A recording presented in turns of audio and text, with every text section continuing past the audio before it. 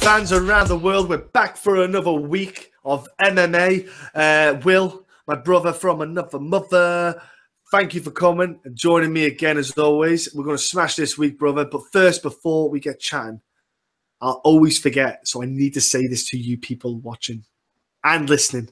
Hit the subscribe button now, okay? You're kind of subscribing and you're joining us. It makes a big difference. We love your feedback. We love your questions. Keep joining. Keep giving us some love, and we're giving you love back. Will, great to see you, my friend. How's that very strong foot of yours? Well, not very strong at the minute, but I'll be getting there eventually. Just if I can just sit down and actually do what the doctors tell me and rest it instead of deciding to take the dog on a little walk or something like that, which doesn't help. So, no, all good. I'm ready for another big week of MMA. It is a big week. And we had a big week just go by. You know, ladies and gentlemen, we're going to talk about UFC Shanghai that happened. We're going to touch on that card. We've got ACB happened. We're going to touch on a couple of fights from there. Cage Warriors went down in Belgium. There was other fights around the world. Trust me, we can't touch every fight and every card around the world. So sorry about this. Then we're going to go forward to the fights coming up. We've got the Ultimate Fighter finale. Now, as of recording, we did not know the results for the upcoming matches for all the women fighting, so we don't know, so we're not talking about it, getting ahead of that now. And then obviously we're going to talk about the huge fight card, my friend, which is UFC 218. It was going to be Holloway and Edgar, but obviously now it's Holloway versus Aldo 2.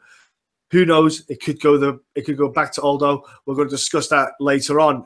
Brother, let's go to UFC Shanghai, and let's talk about the talking points from that card. What impressed you most? Like, kind of, if we, let's say, what three big moments? Let's see, 3 big moments you saw that card that kind of caught your eye. Yeah. Do you want to start, or do you want me to start, or? You go first, bro, and then I'll chirp in. I think the big thing that I took away from the card was success being in China. You could see that they sold out that arena, and I think the biggest success for me throughout the whole card was Li Jingliang. I think literally they can go back to China. I think they could actually main event with this dude easily. He was so over in his homeland, which was good to see. I always love when they go into these new markets and they hit, like, that card was not good with the amount of with the competitors that they had on it. I was about to say some swear words there, but I let it be. But it was not a good looking card, and they sold out the arena, and like the crowd was fantastic. There was no booing. It was just like respect straight down the middle. And Lee came out there and he just shone like the shiny, the brightest star in the sky. He looked like a legit superstar in his home country, and he treated him that way. Another thing, Michael Bisping, I think it's clear to see now that he's definitely getting past his kind of sell-by date, but I think he knows that as well. And that fight really played out how I thought it was going to play out, and just the hand speed and just the quickness of Gastelum overall was far too much for him. And I mean, was there something about saying that Bisping's the guy in the UFC that's been knocked down the most? So they need a good fight for him to go out on, but they need a fan-friendly, soft kind of fight that a named fighter, but someone that's not going to, as soon as he hits him, puts him down. And I think the third thing is Sabit Magomed Sharapov just looks legit. He looks a scary individual, and we've only seen him twice in the UFC, but he really hasn't been in any bad positions. He's not taken anything damaging. Santiago in his first fight, that's fair enough, but Shimon Moraes, the guy I rate a lot, and he manhandled him from the get-go and really gave him no opportunity to win that fight, and that really impressed me. So taking away from that, the 3 things, some side things was just like, we talked about this last week, the caliber of fighter. It was a bit hard, like right from the get-go, the heavyweight guy that was 3-0. I mean, Sil Lasker's not a good fighter, and Sil Lasker looked like an absolute world beater out there against that guy. He did. And then there was the one I knew, who I thought would beat Tina Mazzani, but Mazzani showed improvement, so can't say anything about that. And then there was like Bobby Nash, his chin just seemed to disappear. Kylan Curran losing again, that's no real surprise. I liked her opponent actually, Yao Xiaonan. I thought she's going to be scrappy. She's going to be in some good fights. So overall, it was a decent card. It was nice to actually have one on early in the morning, just sitting around in my pants and just like, I'm going to watch some fights right now. So pretty awesome. I think some of our viewers just maybe vomited in their throats. Sorry about that, ladies and gentlemen, for that image. Yeah, like you said there, the Cyril Asker, he is not, I don't think, a guy who will stick around in the UFC for long heavyweight division, but if he gets matchups like that, he is. Matchups that kind of I take away. I'll tell you who I was impressed by. And Guan Wan, I thought he looked really good against Alex Caceres. Now, I know Alex Caceres, he is like the gateway of the kind of gateway guy in 145. He's just a fun guy to watch, but he's always kind of in an interesting kind of matchup. I thought Guan looked really solid. You know, he looked composed. He didn't get too engaged in like silly moments. You know, he just did what he needed to do, like reacted to the kicks that Alex was throwing and just snapped those shots in. I believe he's at Jackson Winklejohn's, so he's got a legit camp in there as well with some of the top guys in the world. So American Top Team, I think he's at. Oh, he's American Top Team. Yeah. No, it's the female fighters at AT. Li Jingliang was at Jackson's as well. Yes. So you had who else was it? Oh, people talk about Yadong. Your dong. Now, to be fair, he did fight a guy who's not going to do well in the UFC. Barat is not a guy who's going to last very long. He's going to do like a Kalen Curran. But with Yadong, he's young. He showed enthusiasm. People got a bit too ahead of themselves saying he's going to be a superstar. I think let's see him against a legit guy first in UFC, like an actual, qualified UFC fighter, not someone like Barat who just got in off a loss. But yeah, I think Bobby Nash as well, bro, left his chin in Glasgow after Danny Roberts knocked it off. Yeah, no, it was that was crazy to see. I thought, and I feel stupid for saying it last week. I said give me a matchup that you're going to get in the UFC. Then this guy comes out, there's a kick in the balls, and then when they come back from the break, he absolutely gets like shit whipped. And he hits the ground and it's done. And it's like, so he was obviously, his mind was obviously before that thinking of leaving the sport, and one shot's all it takes and he was down. See, one last wee thing I'll say. Dan Hardy, the UFC need to get this guy on pay-per-view. I think he's killing it on the commentary box. Yeah. And I think with Rogan and Anik, I think that's a really good three-way, and Cormier and Cruz can come in. I think they should go between those three. So Dan Hardy, I think, is great when he's commentating.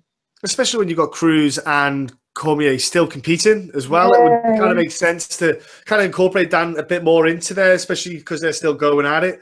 And again, I think it takes a lot of their schedule in the sense of for Cormier, Cruz, and Hardy. If one each time, they're only doing what? How many? They're only doing 3, 6, 9, 4 cards a year. So that's not bad. 4 pay-per-view cards a year. It's a good break for them all because you talk about. Brian Stan stepped away because of the schedule was so crazy. Same with Joe Rogan as well. It's such a busy schedule for commentators. It might ease it off them. One last little nugget was Alex Garcia, surprising everyone with the win against Shalovov, where I think there's a lot of hype with Muslim going in. And dude, he looked lost on that ground, didn't he? That dude did. He looked good on the standing up. He didn't look too bad. He looked like he was holding his own, but as soon as I hit the mat, that dude he was gone. He just didn't know what the fuck to do. There was no takedown defense, and when I initially watched the film, I thought, oh, this Muslim's going to catch Garcia later on, and I actually went back, watched it. I was like, this guy can't stop a takedown, and Garcia he averages 3 takedowns a fight, and he's taken down better people than this Muslim Salikov. So, and I thought he looked really good. I still think there's a lot of fighters that beat Alex Garcia, but for people to be so gung-ho on this newcomer was a little bit of an eye-opener for me, and it showed, and I won a bet with Garcia, which was nice. So it makes a change. Oh, nice, bro. So we're going to go over now to the ACB card. There's not much, I don't want to really talk about the Bisping situation because I think it's evident in itself, so I want to kind of look past that if I'm honest with you. But ACB had a card, which was in Stuttgart, was meant to be headlined by Dennis Seaver. He signed up with ACB. They made a big deal. And then he got he had an elbow injury 2 or 3 days before the card was about to happen. Absolute bummer. You know, I think they still sold out well. I think they sold pretty well still, so it's not the end of the world. They're heading down to Australia next. I think next week they're going down to Australia. But on the card, you had a couple of Brits there, and they both got wins. And do you know what? Conor Hignett is an exciting flyweight potential British little star popping out of their woodwork with a beautiful inverted heel hook, man. That was a great finish. Did you see that finish, bro? Did you see that fight yourself? I think you did. You?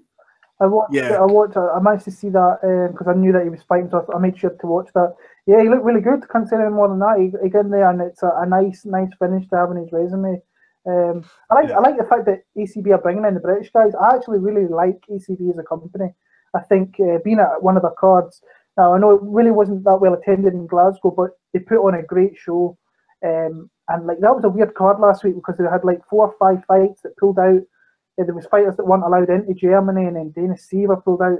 But it still ended up being a great card. From the bit I didn't watch all of it because Cage Warriors was on, so I was kind of going between the two, and I forgot a little bit about it. So, but no, Hignett, it was a really solid finish, and looking forward to seeing him back in there again.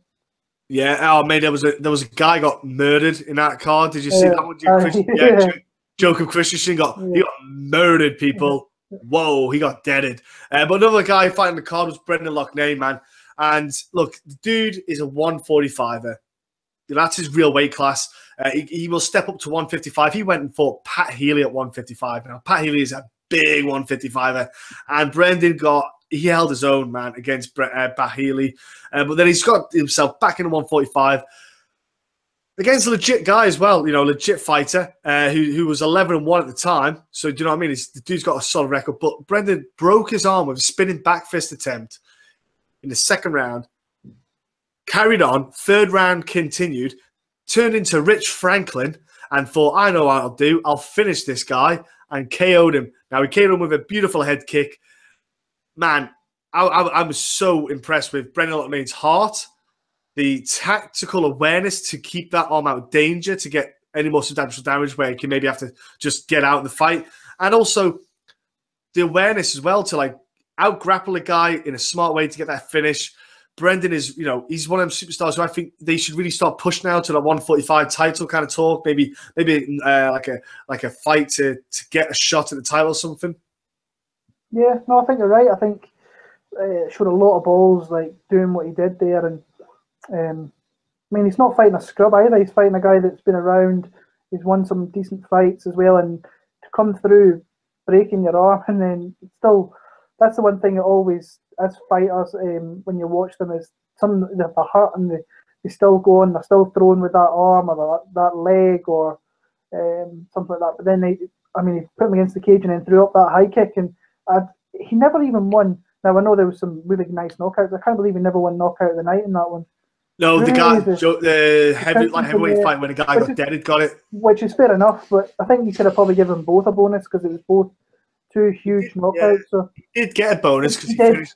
Yeah, he finished with, and that's what I like about ACB, that bit as well. You know, they're like, if you finish the fight, you get a bonus. Doesn't matter what, like, doesn't matter how, as long as you stop the fight within the 3 rounds, you get a bonus. Now that's a beautiful little incentive. It's not like if the UFC did something like that, I think you'd see more finishes. Do you know what I mean? It's like, so you got your normal performance tonight bonus. They had their bonus as well, but they have that additional top. So you could win 2. You can get the knockout of the night and your stoppage bonus. So, man, it's a nice little thing they're doing there. And I like to say, ACB, they're really starting to kill it. They're going worldwide. They're starting to, I say take over, but they're respected, and they are probably the biggest promotion in Europe. You know, hit them, KSW. You know, they're ahead of Cage Warriors and Bama. Like Bama, I don't know what they are. But yeah, it's super impressive. So look, we're going to go to the Cage Warriors card in Belgium.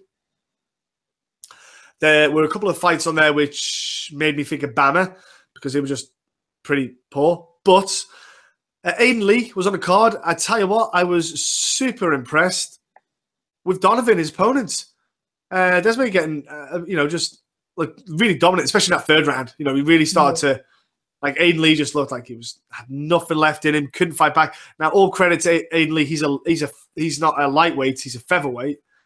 But I think Aiden Lee learned from this. Maybe those short fights, he should only go down. He should only fight his real weight class, which is featherweight, because it just sucks having that kind of, you know, that loss on your record. Yeah, no, I thought he started off okay, but then Desmay has had a lot of fights and he's fought decent opposition as well, and he showed where he is strong, and it's like his all-around game is pretty decent, and as being a veteran of sport, he knows how to win rounds and how to conserve energy and just use it at the right time, and I thought he did it perfectly in the fight, and I thought it was a great performance from him actually. But like you said, I think that Aiden Lee's best at 145. We need to see him down there. This is a win that's not going to, it's going to hurt obviously, but he's still a young guy, still getting better, and I only expect good things from him going forward. Yeah, exactly. Hopefully, just because for 145, I think he is a monster at 145. It really suits him. Then we had the ever growing in potential Jack Shaw step in again against another unbeaten fighter in De Papuy. And now both of them, you know, someone's O had to go. Jack Shaw kept his O with it. Another just almost like an easy win. You know, it's like, bro, Jack's looking fantastic. And he's at a featherweight. After the fight, he announced he'd like to go down to bantamweight. He said, look, I'll fight Nathaniel Wood, the bantamweight champ. Let's do it. Would you give him Nathaniel Wood as his first bantamweight fight? Or would you prefer to see him maybe fight one fight before that? I think we need to see him make the weight first. So if you're going to schedule like a title fight straight off the bat, and you've got that, if you're making that weight cut for the first time, then it's a big risk. We saw what happened on the card with Amisu and Steele, how it can kind of ruin a card. Now, it's probably going to be on Super Saturday where there's going to be 3 or 4 titles on the line anyway, so it might not make a difference. But you would have to think if they made that fight, it would be the headline fight of the whole entire card. Wood against Shaw. Getting back to Jack, I like to see him like I say, I like to one fight at 135, and then they can give him Nathaniel Wood or whatever if Nathaniel Wood is still around. But Jack Shaw, I couldn't believe how composed and how easy he made that look. He really made. He's like got a really old head and young shoulders, and never wasted any energy.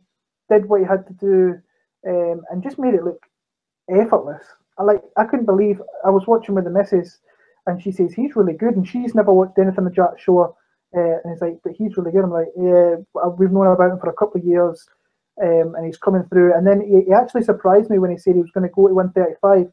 But when you meet Jack, Jack's not that big, so 135 he's going to be a good size in that division, and he's just going to be another killer that's dropping down into a division full of absolute killers, because 135 is stacked. If he ever makes it to the UFC, there is a group of fighters in there which are unbelievable. So yeah, I thought. I love watching Jack Shaw fight. Cannot wait to see him in 2018, and bright future for the kid.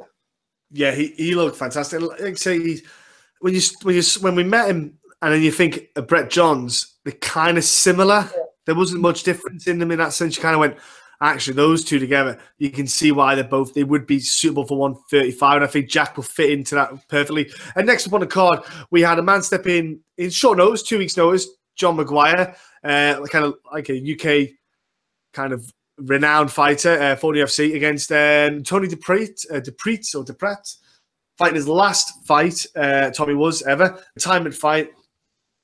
Did not go the way for John Maguire other than the first round. First round, he completely dominated with, got a single leg takedown on the top, controlled it for the first round. And then after that 1 minute rest, like John Maguire gassed hard. Like, I mean, hard as in he wasn't moving much. There was no output. He just kept falling to his back or trying to pull guard or Imanari rolls. He was doing all sorts, but man, I could not believe it. And then the referee stopped the fight in the 3rd round. John Maguire got hit with an uppercut. Tommy knocked him down. And then John just took his time getting up and the referee stopped it. But man, that was like, I thought it was a bit of a weird stoppage, because I thought you need to warn him to let him know that that's going to happen. You can't just, I don't think it's right to just do it, for my opinion. I'd like to speak to referees to get an understanding of this, because I'd be like, look, if you keep falling down, I'll dock a point. Then you go to then you stop the fight. But what was your thoughts on that one? I think it's pretty clear that John put everything in all his eggs in one basket in round one and tried to go for it and completely had nothing left at the end of that round. And the one thing that we're not, there's a fight that happened on earlier on the card with Ben Dandwan, which was not a good fight. But what I like what Cage Warriors did is they had these two guys that are fighting at home, and that this is their retirement fight. And I thought Cage Warriors did a really good job of putting that story out there, and the guys won the fights. But John had nothing left after round one and looked. I think, yeah, he just didn't look good in round two and round three, and I think the stoppage was shitty. I don't really agree with it, but you're going to a country that really doesn't have many top level fight organisations going there, so you're going to get certain referees that aren't great and they're learning on the job. And I thought he could have warned John a little bit more, but not the greatest night for John Maguire. Hopefully he'll bounce back in the near future, though. Yeah, I think he'll bounce back from it. You know, he commented about it. He said, "Look, it just didn't go my way." He wasn't too, dwelling on it too much. He'll move on to it and move on from it. Hopefully conditioning will be something he'll probably work on. I think, especially because he goes, "I took the fight short notice. I'm not 28 years old now. I'm, early 30s. I need to take that into account. Plus, Krusty Kreme donuts. That's what you're doing, son. I watch your goddamn Snapchat stories and stuff. Those Krusty Kreme donuts will get you." That's what they've done. Bro, they had the heavyweight title up for grabs. Now, Carl Moore was meant to fight against Mario Cirilli. Didn't happen, but we had Niels van Noord step in, short notice, against Mario. Now, it was very much a one-sided battle. Mario got him down, hammered him to the mat, and got the win with stoppage early on. There's not much to take into it, really, because it was quite a short fight, bro. Again, I'm not too hyped up about heavyweight division in Cage Warriors because there isn't one. There's not many heavyweights around.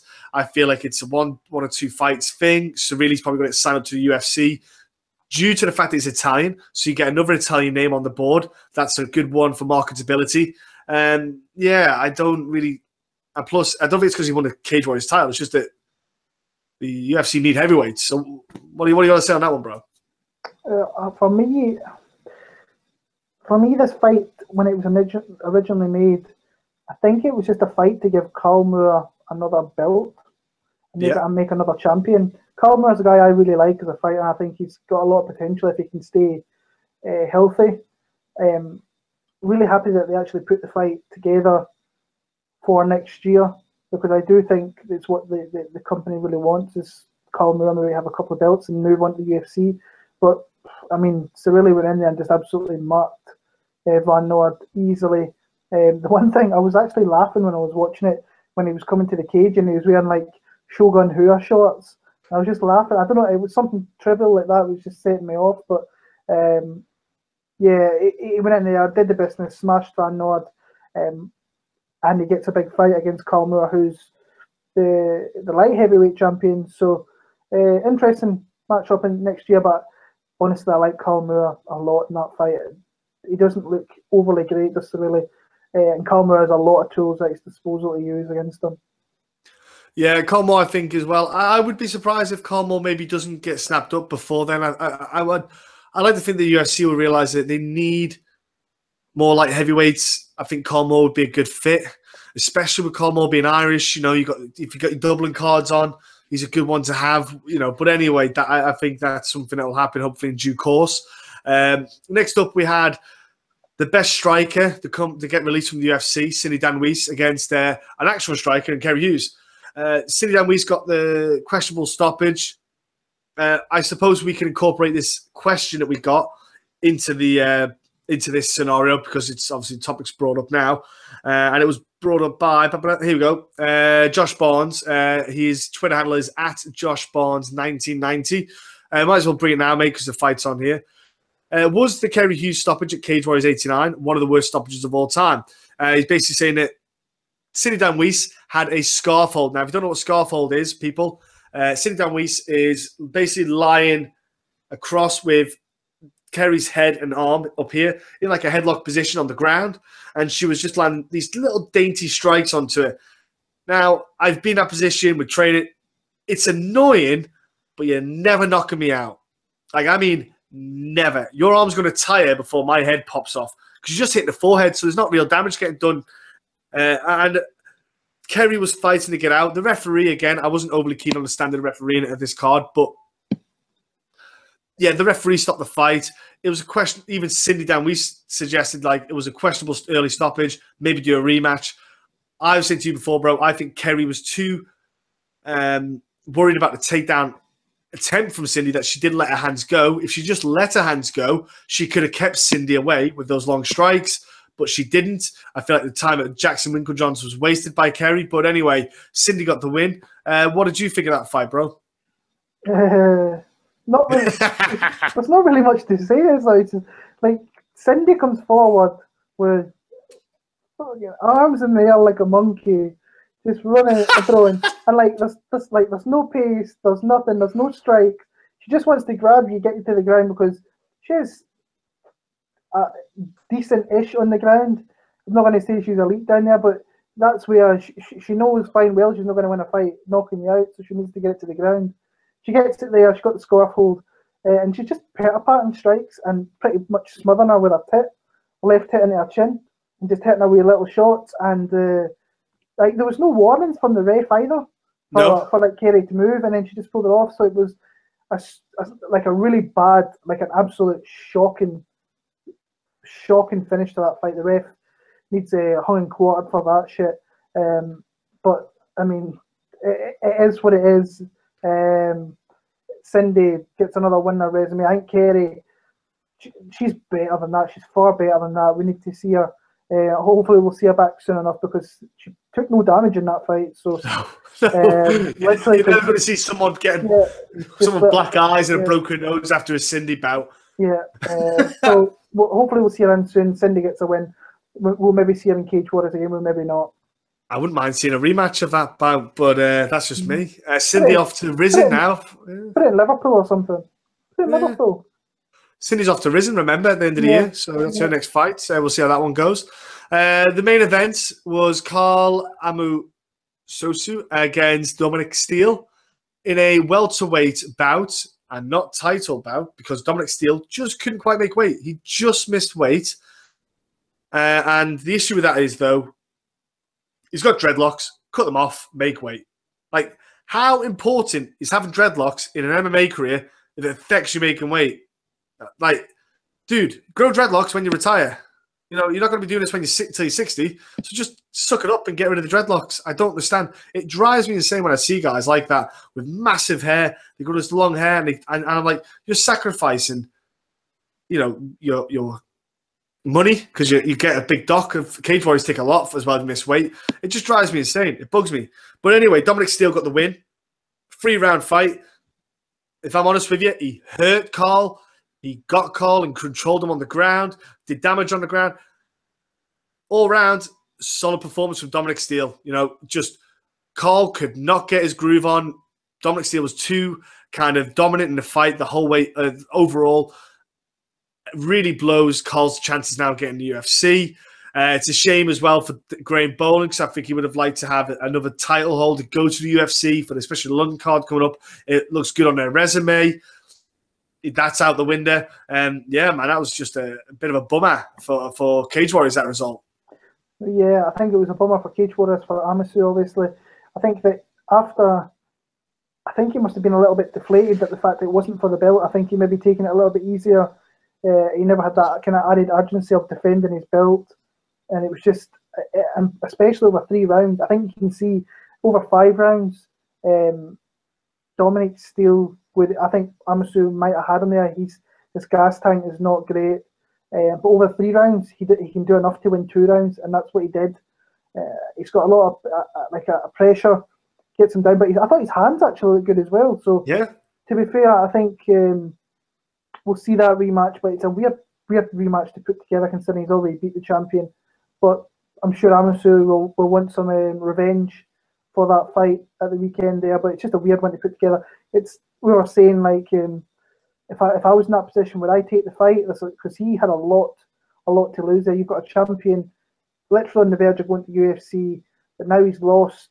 So it's like it was a big kind of boo-boo on Amasu's record, but we'll see. I'm sure they'll probably face off in London at Super Saturday, I'm guessing, and then we'll go from there. But it's devastating. It's like it's not a nice thing to happen, considering he did all that work, got the belt, and then he got like a legit opponent where if he won, he was definitely going to the UFC, and then he kind of shit the bed a little bit. So yeah, it sucks as well for the Cage Warriors because Dominic Steele's obviously in the States, so they pay for the travel over from the States and stuff like that, and because he's went away without the belt. And I kind of feel like they need to bring him back to face Carl again. It's an expense without a title holder. Like, if he's a champ, they can market him, do something with it. Because he's not, they're just bringing over another guy. And they're bringing him back over for the same thing they were originally. So, again, it's all probably for more money as well. Yeah, especially because he beat Carl. He's got a bit of negotiation. Yeah. It's a good point, bro. That's a good point, man. But then again, they'll probably say, you missed weight, son. But look, we'll go on to the Ultimate Fighter finale card coming up on Friday. This card, like I said before, we don't know the full card because it's not been announced, but we're going to talk about the fights that we do know that are happening on the card. And to be fair, there's a couple of fun fights on there. Do you know what I mean? In fact, I pretty much like them all. So we're going to go with Gerald Mershak against Eric Spicely. I think, bro, the Eric Spicely he's that weird middleweight where he's not that good, but the dude can win. It's like because he's got legit grappling. He can strike as well, but I just don't think he's that good. But he wins. It's weird. I don't get it. But Gerald Mershak though is a legit striker. He's got really good grappling. And I'm going for Gerald in this because I just like Gerald Mershak as a fighter. I think he is such a fun-ass fighter to watch. He's badass. I think his like a kind of aggression and the fact that he has got the good grappling, I think kind of makes that it secures it for me a little bit more. That's like when he's on the ground, he'll see a bit more with the grappling exchanges. He'll feel a bit more comfortable. I know he lost against Thiago Santos and Spicely beat Thiago Santos, which that's the way the fight game goes, bro. But I'm going with Gerald on this one. What's your thoughts on this fight? I think it's going to be super. I think it's going to be sloppy. I think it's going to be close. And when I look at fights and think it's going to be, I think that they're matched up fairly well. If it gets sloppy and it gets close, then I usually go with underdog. And at the minute, the underdog is Eric Spicely. So I think I'm going to I've got no real. I want Gerard to win. Personally, I think I like the Rufus Sport guys a lot. So I always root for them guys, but I think it's Spicely. I think he's one of these people that when he's on, he's like actually really, really good. And I think I've heard other pros say when he's in his element and he's got you in the right positions, he's really, really hard to deal with. So I'm going to go Eric Spicely, but no real confidence in it, to be honest with you. Would like Gerard to win. So. Next up, we have is Sean O'Malley against Teron Ware. Apologies aloud. Where? Well, go on then. Let's because we was talking before off air, bro, about the comments that come out about this. Break that down for me. Yeah, like when I was watching when the fight was made, I thought this is really good matchmaking from the UFC for Sean O'Malley. But then obviously you've got to sit back and watch some fights, and then when you see that, you see things that you're like, oh, maybe this is not as easy or as you thought it was going to be. When you watch some of the Terry Ware's fights, the guy's been around a long time. He's like 27, 28 fights, and he's predominantly a boxer. So to really beat this guy, you saw the Cody Stamann fight, his UFC debut, where Cody Stamann kind of mixed up with strikes, but also had takedowns. That won him the fight. Sean O'Malley's not going to take this guy down, and Sean O'Malley in that fight in the Dana White Contender Series, everybody remembers the highlight reel knockout. But he was getting tagged by one of Edmund Tavernian guys there, and he was getting hit, and he got taken down as well. Terry Ware, I think, can take him down, and I think he's got more than enough on the feet to contend with Sean O'Malley, and I think that Sean O'Malley could possibly gas in the middle of the fight. And if Terry Ware's still around, then Terry Ware's going to really come into that fight. So I'm going to go with underdog again in this one. Terry Ware Sean O'Malley's got all the hype behind him. Nobody's talking really about Terrion Ware. So I'm going to take him via a very kind of close split decision. I see O'Malley coming out quick. But if you can't finish him, then Ware's going to be in 2 and 3. And then for me, you've got to go with a veteran and the guy who's been there on numerous occasions. So Terrion Ware, split decision, or a 29-28 decision, sorry. Yeah, that's the thing with Ware. That's what people kind of don't think about. I'm like, that's a lot of ring time he's had in there compared to O'Malley's. He's seen a lot of guys. He's probably seen dudes like O'Malley before. He's also, you know, the height difference, it doesn't sound like a lot, 5'11", 5'8". There's a bit of a height difference, so that does make a difference for the takedown attempts with Ware already being down, because obviously his stance will already be that little bit lower. So that means O'Malley really has to drop a lot more to get that takedown in. So he's got to really set that up well, and that's the big thing. Can he set up a takedown, shoot in low to get that takedown in, unless he's going to try and do it against the cage?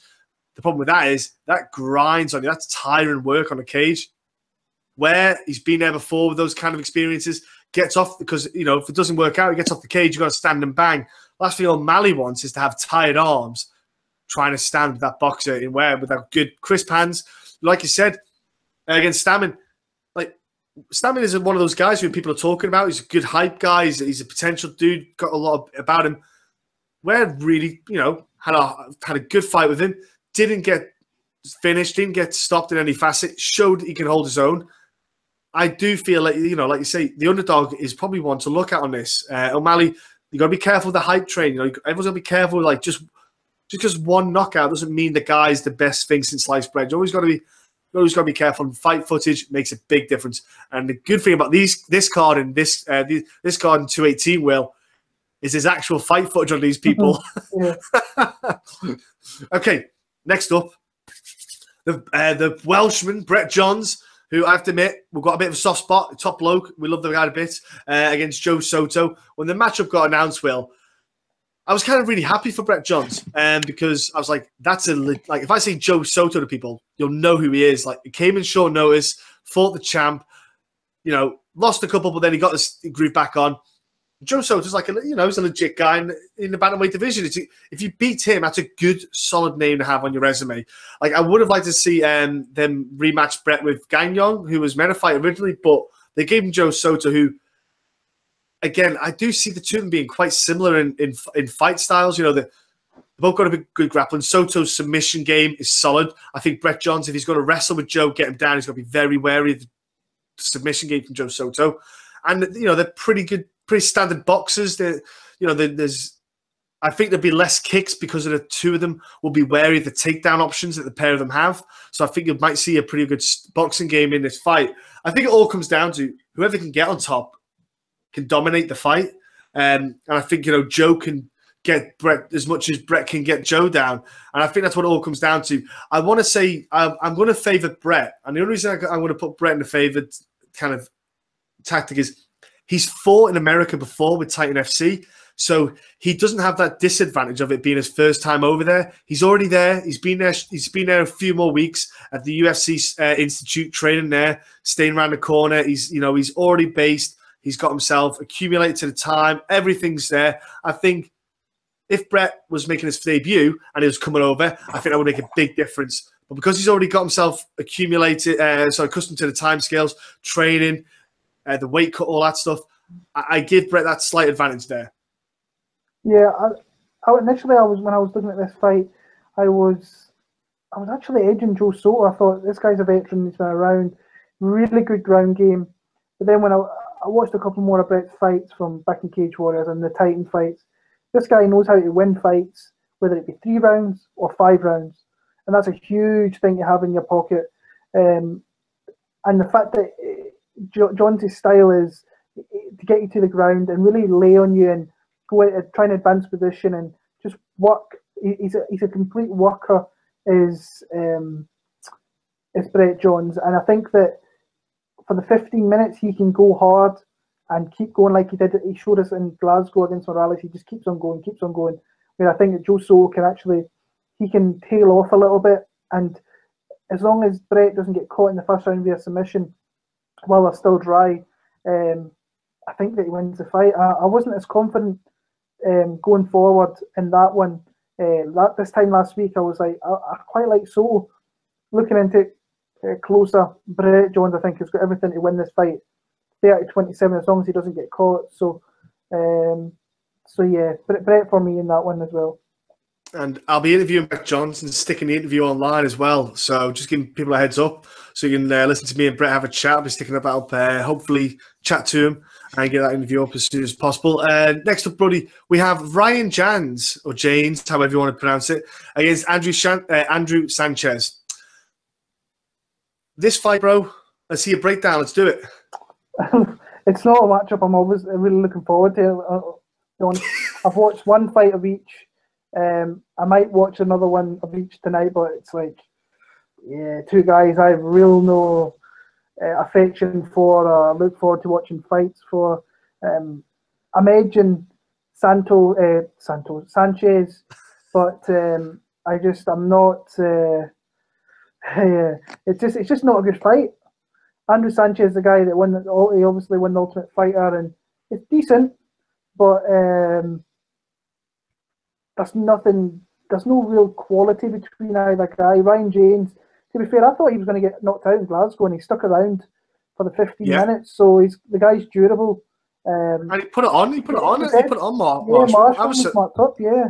Take my hat off to him. Like, that dude was game. Yeah. I think I'm picking Sanchez, but to be honest with you, over the course of the fights of the weekend, it's one of the ones I'm not really got my eye on, to say the least. I'm going to go against you and say Ryan. Oh. And the reason is conditioning. Right. Andrew Sanchez likes that wrestling kind of thing, like grapple and hold you down. Ryan's got really good conditioning. Like, he's really, really well conditioned. Like, he showed it in that Jack Marshman fight alone. That dude has got, like, they were beating the shit out of each other. And to be honest with you, if that was like a 5-round fight, I know there was nothing on the line. Like, you could see that Jack was getting a bit tired, and you could see Ryan was still able to pull on. I feel like Ryan could still keep that on. You know, that kind of pressure, the striking, especially if, you know, they get sweaty. They're going to get sweaty quick, being the middleweight guys. You know, it won't take long for that kind of body grease kind of hitting each other, say, second round. I can maybe see Ryan start to snuff some of the takedowns in the second round, start to apply the strikes, and just that cardio kicking in. Because Ryan's, like you say, you know yourself, he's not the most elite striker. Wrestling's his kind of thing. But yeah, I'm going to go with Ryan on that one. I'm going to stick it out there. I'll go with Ryan. Next up, bro, is a card which pretty excited about. Pretty pumped. UFC 218. Gosh darn it, there's some fun fights on this card, my brother. Woo! Okay. I've said that, and now I've got to start with this fight. But anyway, Amanda Cooper is fighting Angela Magana. Now, you may not know who Angela Magana is, but she is actually with the UFC. I've been there for a long time. She's just not fought for that. She doesn't fight very often, partly because no one really gives a shit. But she's fighting anyway. Now, I think they've actually moved her up they've moved this up to the main event. They called it Women's Week.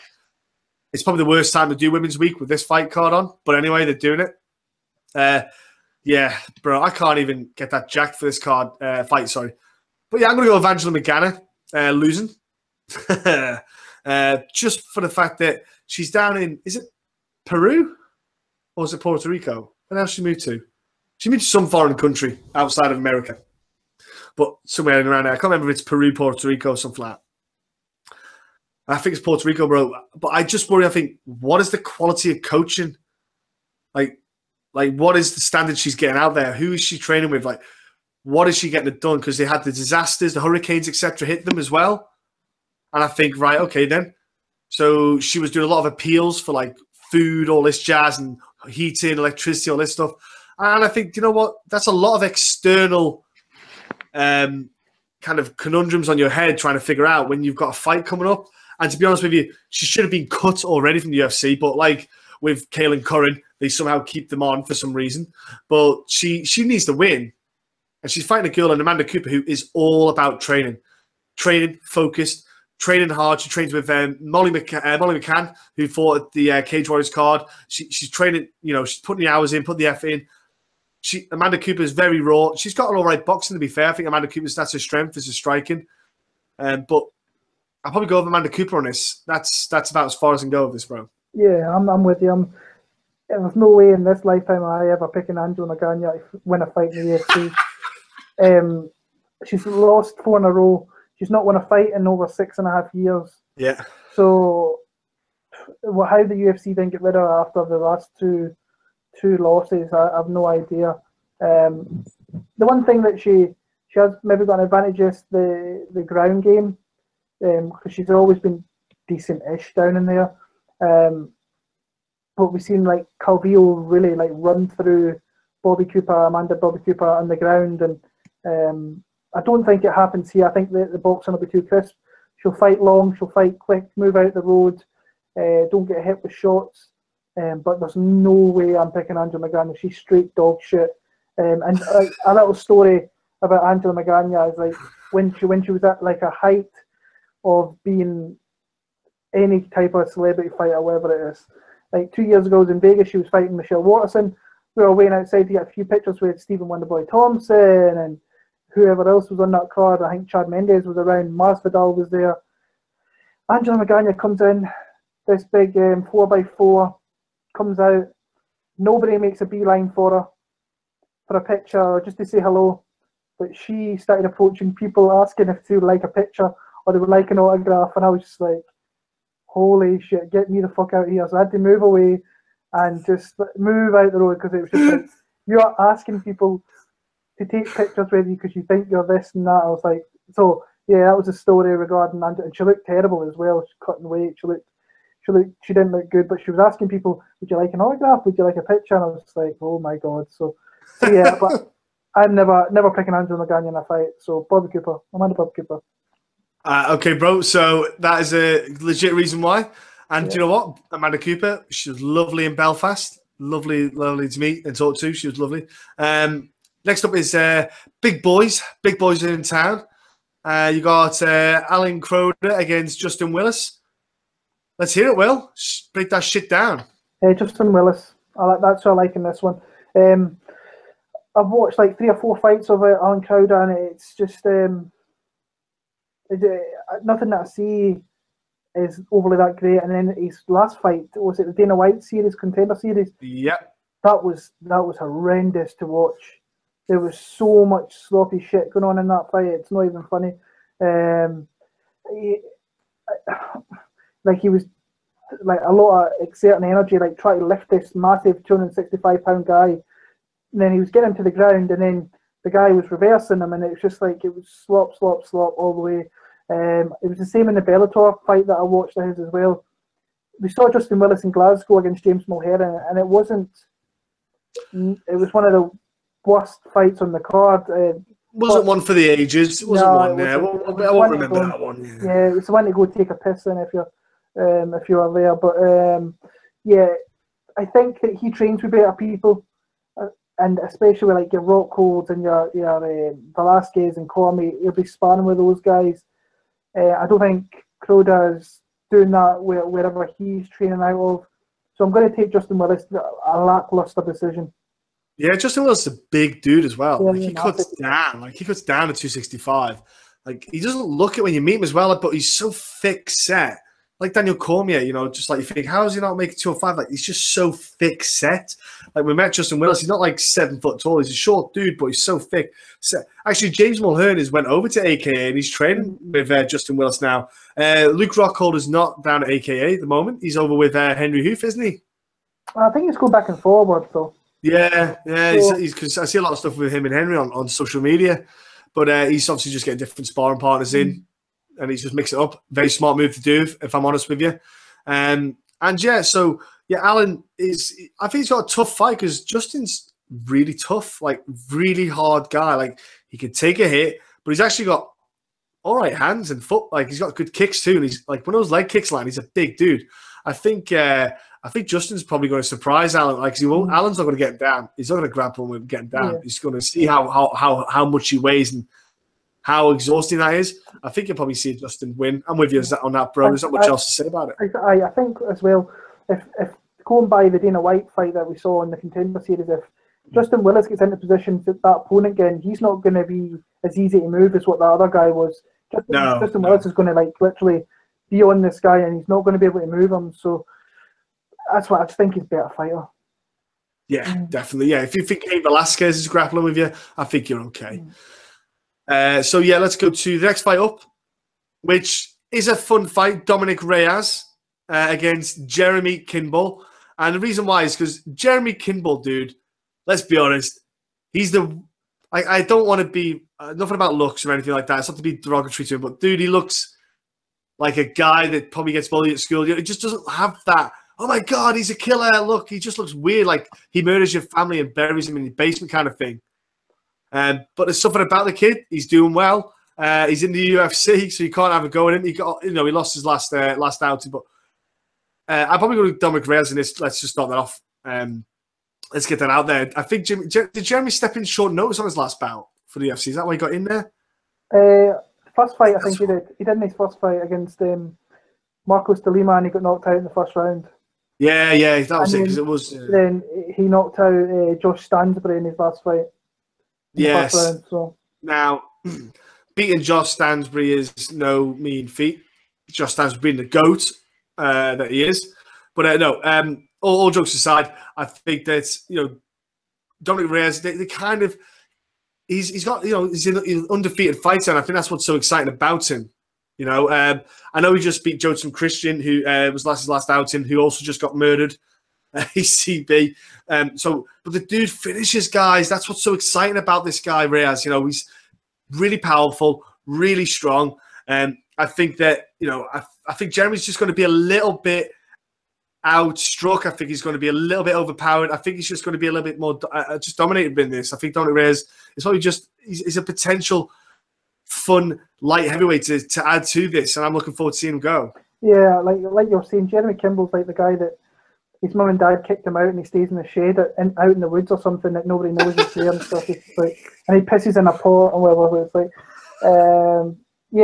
I like Reyes. I think he's got that quick twitch that he can get his leg up there. Like, he's got a couple of devastating head kick knockouts, and then he comes into the UFC last time and gets a really nice finish in the first round. And it's people like this that we really need in the UFC that are going to go out there and do the business. And I think he could do it here. But Kimball, to his credit, I think he's tough. But I think once the first big shot lands, I think he might quit on himself a little bit. And then Dominic Reyes might get him with some ground and pound. So Reyes is definitely the pick for me in that one. Next up, bro, I want to hear your breakdown of Abdul Razak Al Hassan fighting Shaba Homasi. That's going to be, in fact, I'm looking forward to this fight. I won't lie. I think it's going to be an absolute ass-kicking fight. But go on, bro. Let's see your breakdown. Yeah, I like Al Hassan, but I'm a little bit kind of skeptical for the simple fact that I was very confident in Al Hassan last time out, and he lost to Akhmedov. I was really confident. I bet him in that one, so I was pissed off that he lost. But he fought stupid as well. The one thing with this matchup, Sabah Homasi is not going to look for takedowns. So this is going to be on the feet, and Al Hassan, when he's on the feet, is a destroyer. Homasi, to his credit, he's a little bit durable. He's tough. We saw it in the Tim Means fight, but eventually the durability runs out. You're getting pasted on for 5-10 minutes. Al Hassan's going to catch him with a shot, and he's going to stop him. I don't see any, not unless Sabah Homasi's literally turned into a wrestler or a grappler in the last 6 months. I only see Al Hassan really winning this fight, or not unless he hits Al Hassan with a big shot. But everything really goes towards Abdul Razak Al Hassan in this one, so that's who I'm picking.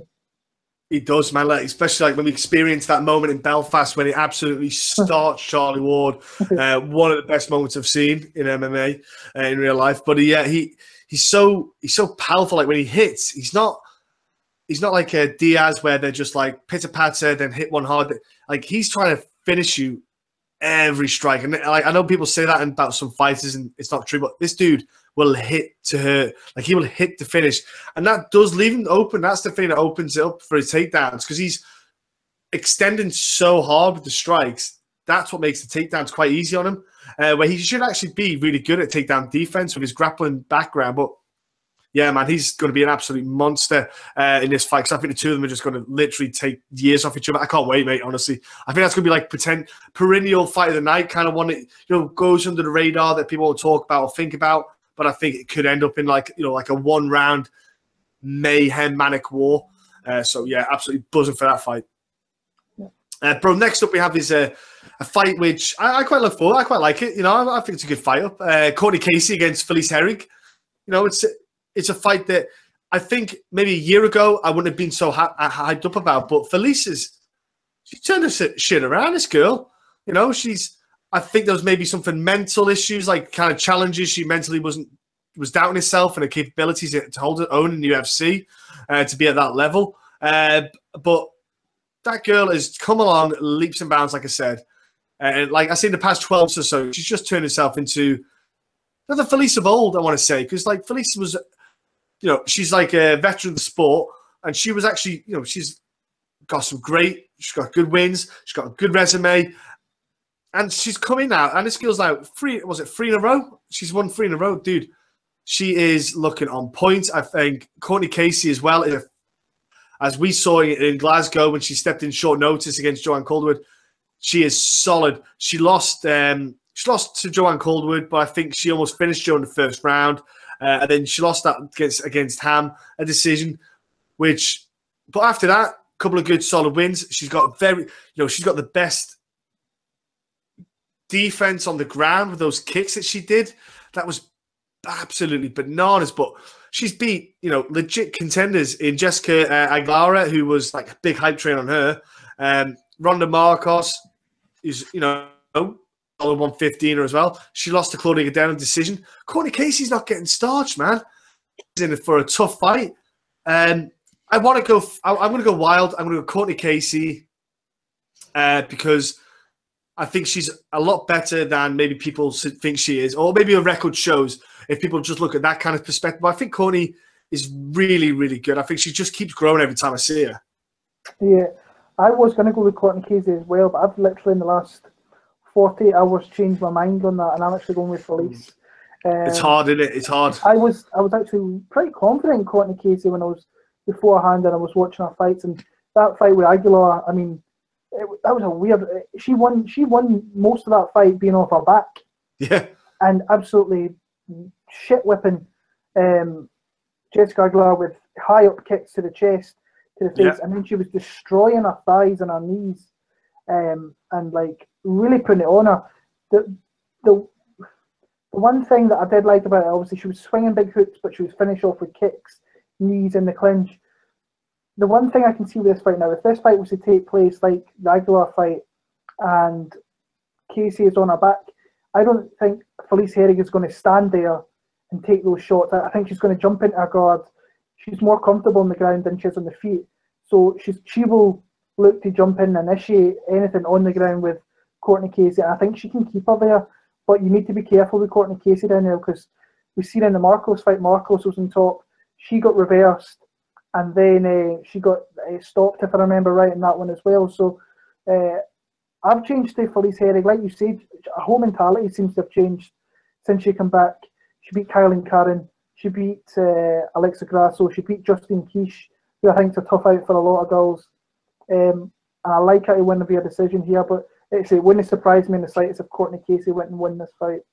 Yeah, I think that's, again, this card is legitimately got fantastic matchups, and it's like this next fight, again, it's another perennial contender. Not this matchup, next matchup, sorry, after this. This matchup, again, is a fantastic match in the sense of your Draka Close against David Tamer. Now, I know you love the Tamers. Bro, give us your breakdown on this one. Yeah, this is a really close fight. And I think people, last time when Draka Close was against Diakese, people were obviously high on Diakese because he's obviously coming off that knockout against Packalin. And I picked Diakese. I thought he had enough to win the fight, but I knew that Draka Close was going to make it close, to say the least. I like Tamer on this one, but again, I'm not confident. I think Draka Close can win the fight, but I've known for years about these Tamer brothers. Even I know Daniel lost in Glasgow, but he's really good. once he goes to his natural weight class, he's going to be a good fighter. But the one thing with these two guys was once they put it all together, especially David, because he's wild, if he can stop getting taken down, that guy's going to be horrible to deal with. So I think, and say that fight with Lando Venata, he looked incredible in that fight. Literally everybody was on Venata. I liked Tamer, but I didn't think he had it in him to beat Venata at that time, but he dominated Venata.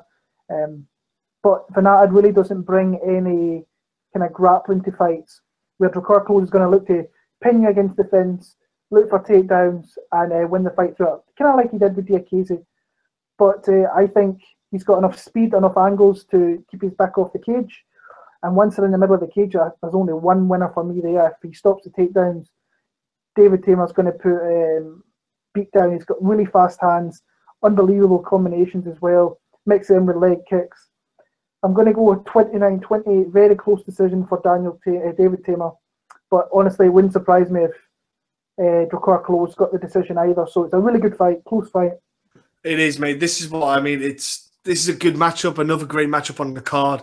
And I think it's a good test for Tamer as well. Like you say, like, can he stop Klose getting a takedown? If he does, then you get, I think ballpark goes, the kind of favoritism goes towards Tamer. And I can't decide really until that happens. And I think it's going to be a good marker for him. I'm going to go Tamer because I just think he's a well fucking fun dude to watch. You know what I mean? Like when you hear either of them going to get a fight, I go, yep, I'm in. Because I like the way both of them fight. They do not back off. They bring it. They go for it. They put everything out there. Because this fight's so close, that's what I mean. It's such a close fight. I'm going to go with Tamer just because it's a 50-50. I've got to pick someone. I've got to pick Tamer because he can do that wild stuff. They can catch you out. So I'm going to go with that one. Oh, man. Like another fight I look forward to because Alex Oliveira is taking on Yancy Medeiros. Now, Yancy Medeiros, dude, is fun to watch. He brings a good game. I think Alex Oliveira, though, has really showed me a different side to him in that Tim Means fight with that grappling exchange. He likes to stand and bang. He learned from the first outing with him, and he changed his offense, changed the game around. I think Alex Oliveira is going to be a really big handful in 218 for all the welterweight division. I think there's something about him coming out this year, and I think he'll end this year on a high against Yancy Medeiros. I think his striking, he hits powerful. I think he's probably going to put Yancy away in this one. It's not that I don't believe in Yancy Medeiros. It's not that I don't think Yancy can't do it. I've got a bit of a hype, mate, on Alex Oliveira coming into 218 coming up. I think, welterweight, he's starting to really round his game off. Like I say, he put that solid performance in Tim Means, beat Ryan LaFleur, which is another solid win, absolutely sparking him. I've got a bit of a hype on him. I don't think there's nothing against Yancy, like I say, bro. I think he's got good all-round game. I know Yancy beat Eric Silva, but I don't think that's such a great win on your record. Eric Silva these days, post USADA, isn't the man he used to be. Yeah. That's I don't get drawn into that bit with the hype sort of thing, hype side of it. Like Yancy Medeiros, though, he gets put on every pay-per-view card. The UFC have got a bit of a thing for him. But I'm going to go with Alex Oliveira here. I just think he's too powerful. He's got the grappling if he wants to put that in there. Yeah, I think Alex Oliveira is going to get another stoppage here. 280 is going to be a big year for him. Yeah, I think you said it in the middle of when you were talking there. A handful.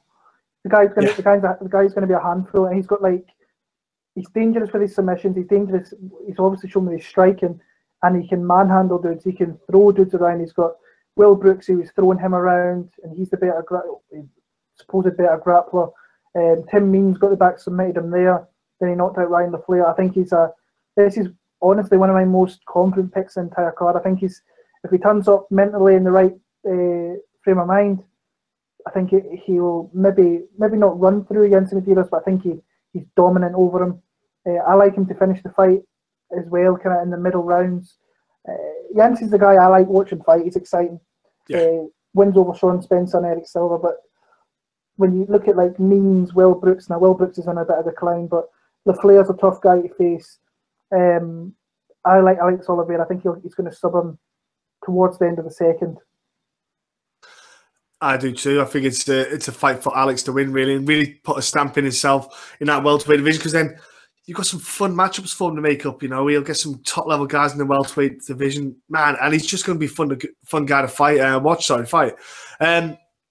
The main event for the prelims, it's a change of opponent for him, but Paul Felder is fighting Charles Oliveira. Now, that's changed everything for me, because I was like, oh man, I am really interested to see Charles Oliveira fight Paul Felder, because I want to see Charles Oliveira, how good he looks. He can't take a hit. That's one thing Charles Oliveira can never do. That dude does not like getting punched in the face. He's proven it time and time again. He gets hit hard.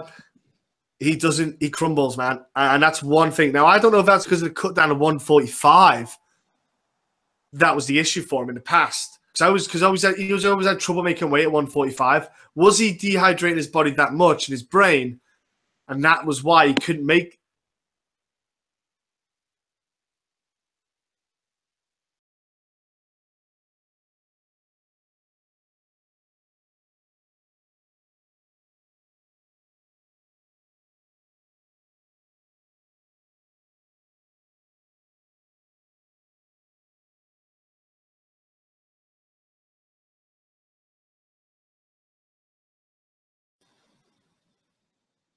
Handle the striking of Paul Felder, because Paul Felder hits like a fucking tank. You know, Paul Felder hits hard, bro. And Paul Felder as well is training with Duke Rufus, as we know. He's got all that combinations. Can Paul Felder stop the takedown? We know Paul got the finish against Stevie Ray in his last outing. So can Charles Oliveira be strong enough to take Paul Felder down? Because Paul Felder's a big 155er. A lot of questions. I'm going to go with Paul Felder with a stoppage here. So I think he hits too hard. He's got very good elbows. So if the game is tight, if there's a clinch game, if Charles gets in there, you know, Paul can really hurt Charles with those strikes, those little short elbows. So I'm going to go with Paul, but Charles can whip out a guillotine or flying triangle from anywhere. So, bro, what are you going for on this one? Interesting. I'm really interested in this fight. I was just looking at Charles' record. He's been around for 2010. That's crazy. Ever? And he submitted Darren Elkins in his debut, and that's crazy. Getting back to this one, I think Charles Oliveira is going to win this fight. I've got a really funny feeling that he's going to latch on the back, or he's going to get a guillotine and choke out Paul Felder. I don't know what it is for this one, because I love Paul Felder. Is one of the coolest dudes. Like, he really is one of the nicest guys, isn't he? So, but I've got a funny feeling that Paul's going to sit back a little bit, and he's going to allow Oliveira to get in close, get in a clinch, or get a single leg. And as long as he doesn't get hit, he's always going to be in this fight. And for as long as he's in the fight, he's very, very dangerous, because as soon as he gets you, he's like Maya. As soon as he gets you down, it's really only a matter of time before he's going to catch you with something. It's the same with Charles Oliveira. If he gets your back, or he gets the slightest inkling of your neck, then you're in trouble. And I've just got this funny feeling that he's going to pull out another big performance. That's what he does. Sometimes he looks terrible, looks very lackluster, and then other times he looks unbelievable. This kind of rings out to me as being one of those fights that people are going to be heavy on Felder, and rightly so. To be honest with you, Felder looks great. He absolutely destroyed Stevie in Glasgow in the summer. So I'm going to go Charles Oliveira to win via submission. That's my bold pick of the week. Yeah, I only picked Felder partly as well, due to the fact that Pettis has got the experience of fighting Charles Oliveira, so it's kind of like insider knowledge. The camp have been there before. That's a big factor, I think, might play a part for me. But, okay, so up on the main card, kicking off things. It's the kind of matchup I actually expected this fight to happen when Michelle Watterson initially signed to the UFC, taking on Tisha Torres, because I thought that would be a perfect kind of fight for the pair, especially for Michelle Watterson, because she's not the biggest girl in the 155 division. And I thought Tisha Torres is kind of ideal size to get her broken into there, but she's taking on Tisha Torres. It's a fight that they're so evenly matched because of their style of striking. And you see two girls, these two little 115s, they're going to be springing around the ring. They're going to be bouncing and bouncing and bouncing. Going to be spinning kicks, all sorts of stuff going on there. it's, oh man, this is a tough one to call, bro. But what's your breakdown on it? I'm very, very, very favourable on Tisha Torres in this fight. I think, honestly, in every aspect of the game, she just has a little bit more. Maybe the striking, maybe not so much, but Tisha Torres doesn't really lose that many fights, and she lost to Rose, who I actually thought she won that fight. I actually thought she beat Rose Namajunas in UFC, I think it was 201 or something like that. And then she obviously lost to Carl on the show, which is probably our only really legit out there loss that you could definitely say that was a loss. The only thing that scares me with Tisha Torres is the fact that she's now left American Top Team completely. She trains out of Colorado with the Triple Threat team, I think it is, with Raquel Pennington, she's engaged to. I think she moved there because of for studying as well, isn't it? Because she's doing her degree or something as well. She's doing a degree. So that's a big thing, moving from a huge camp where you're going to make progressions and you've got better training partners, definitely, to a smaller camp to be obviously with the person that she's with now. But I actually, Tisha Torres catches a lot of shit for not being most really exciting. But I like watching her fight. She's fundamentally a really good fighter. Got her first finish last time out. I don't think she does it here, but I think she beats Watson over 3 rounds. I really do. So actually, one of my most confident picks of the entire week. I've already put money down on Tisha Torres as well. So yeah, Tisha Torres for the win for me. Okay, awesome. Well, I'll go with Karate Hottie. So now you go for Tisha Torres because it is for me it's a kind of coin flip because I think Watson, she's with such good camp and she can change, the adaptability, the knowledge that the team has. She can maybe mix things up, and I think if they can keep it just to a striking game, I think that's where Watson can keep. She can definitely get the points to rack those decisions, get that decision win. Let's go to the next fight, which is people talk about it's going to be violence, potentially most violent fight of the year, stuff like Eddie Alvarez against Justin Gaethje. I think it might not be the most violent fight of the year. And that's only if the Eddie Alvarez I know turns up and fights the way he should fight. Justin Gaethje, he came in and he had that fight against Michael Johnson, which there's a big hype about. And I think people need to take a note of who Michael Johnson is. Like, Michael Johnson is still ranked in the top 10 of the lightweight division. Like, the rankings don't mean shit. And what I mean by that is not to knock off Michael Johnson's record, by the way. He's a good fighter, but he's not the top dude in that lightweight division. He's not a top guy. He's lost, obviously, this Gaethje fight. Before that, he lost 3 of his last 4. So he's not like, I don't know how they could put him in the top 5 or whatever he was around then. He's a good dude, and he's talking about going down to 150, 145 as well. And this is the thing, Justin Gaethje's had a couple of fights now against guys who are 145 in his past, especially as well at World Series fighting when he fought Palomino. It's Palomino it's pronounced, bro. Yeah. He's a 145er as well. So, you think, dude, he's fighting Eddie Alvarez, who's a legit 155er, a veteran, a former title holder. And now I know Eddie Alvarez got absolutely battered by McGregor, was getting a little blind Christmas tree by Dustin Poirier.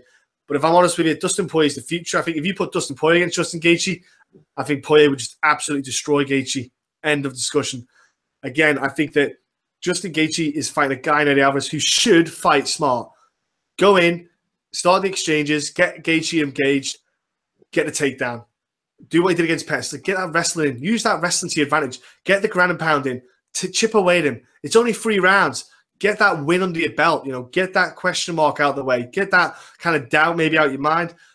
Beat Justin Gaethje a smart way. Don't need to stand and bang with someone who's just going to be happy to do it. Beat him how you should do. And I think that Eddie Alvarez, if he fights that way, he'll take the win. And that's why I'm going to go out on a limb and hope he does. I'm going to go on a limb, bro. I'm going to pick Eddie Alvarez over Justin Gaethje. Yeah, it's a close fight. It's a fight that's a lot closer than a lot of people are saying it's going to be a one-way thing. I don't think it is. But here's something for you. Eddie Alvarez has been on the MMA Hour right now, and here's a quote from what he said for this fight coming up.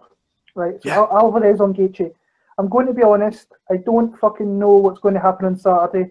I will tell you this, it's going to be nuts. I've spent a good deal of this training camp working and not giving a fuck myself. So take with that what you will. I think if he fights smart, he could win the fight. But Gaethje is such a violent dude. And you know what I like about Justin Gaethje as well? That the fact that he knows he's going to get knocked out cold soon, and he knows it's coming. So he's just going to go out there and swing for the fences and look to take this guy out. And if he gets taken out, then so be it.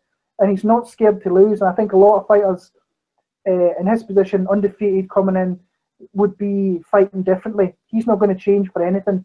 He's going to come forward, he's going to throw bombs, and he is going to look to just make this violent like he always does. The one thing with Justin Gaethje I love is his leg kicks and his pressure. It's unbelievable. His leg kicks are like such, like I think he stopped 2 or 3 people with leg kicks alone, which is something that not many fighters can say. Who's got the better chin? I don't know, because Gaethje gets rocked every time. Like he got hit twice by Michael Johnson and was just in a bad state, but then he recovered, came forward, and managed to get the finish over Michael Johnson, who he broke Michael Johnson, and that's what he does. He breaks guys. Thing is with Eddie Alvarez is you can definitely break him, and you have to take him out. If you don't break him and take him out, he's going to be in your face. So McGregor did it. He literally in that first round he broke him. Dustin Poirier was on his way to doing the same, but then Dustin Poirier got too aggressive, and he took a shot and got his back put against the fence, and then Eddie threw some illegal strikes to finish that fight, which I think Poirier would have won the fight anyway. But if you get too aggressive with this guy, he will hurt you. Dos Anjos caught a shot, and he has faced and beat better fighters. Michael Chandler, the Pitbull brothers, he's beat Pettis. He's a decent fighter, or was back a couple of years ago. And then he's been in there with the better guys. I think a lot of people are just totally too high on Justin Gaethje. They're throwing a lot of money on the guy. Now I can see why they are, because he's a guy he's going to fight for your money, but he's also a guy that can get put down really, really easy. So I'm going to pick Justin Gaethje. I think he's got the better chin. I like his pace, but literally I am like 55-45 on Justin Gaethje's side in this one.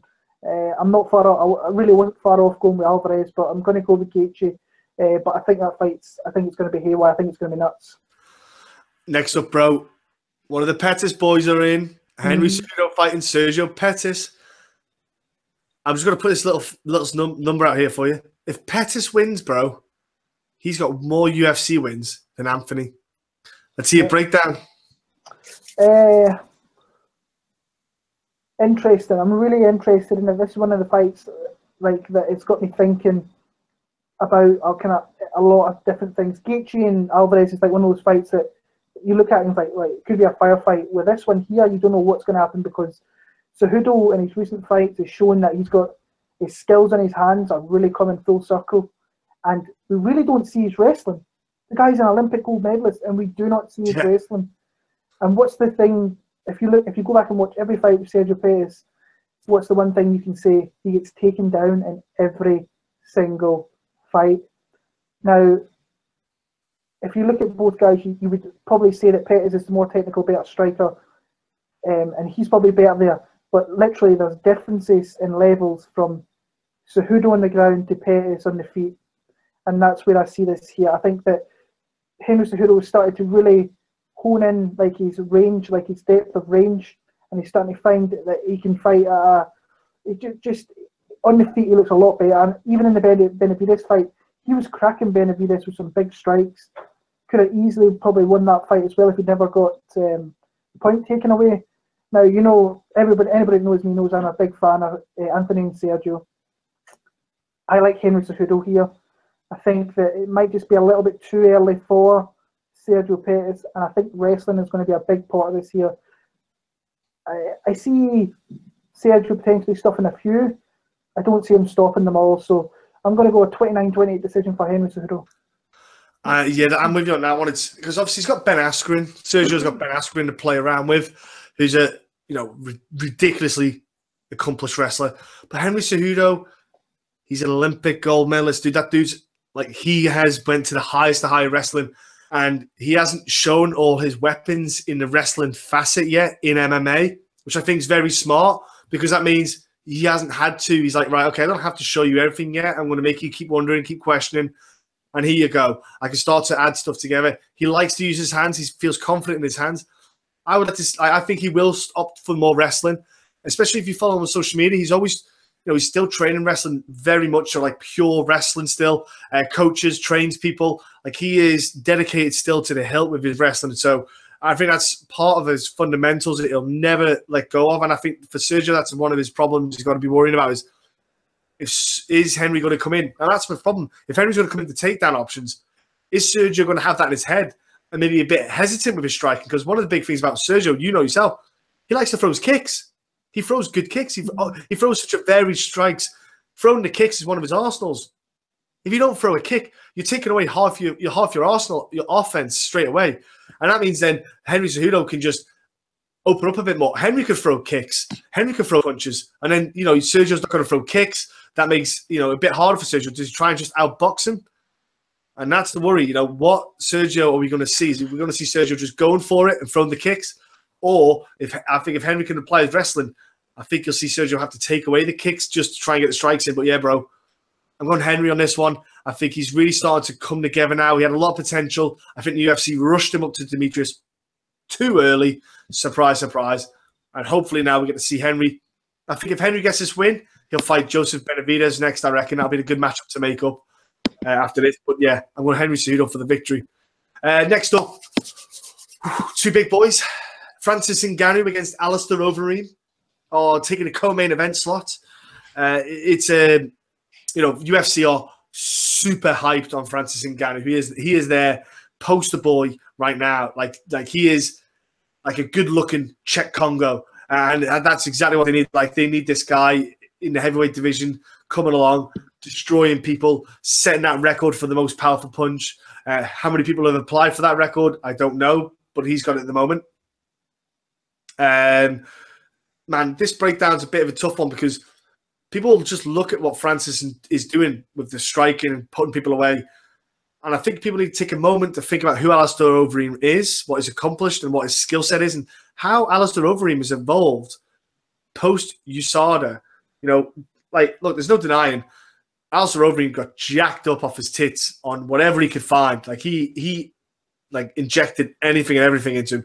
You don't go from fighting Shogun Rua in Pride at 205 pounds to 265 pounds shredded.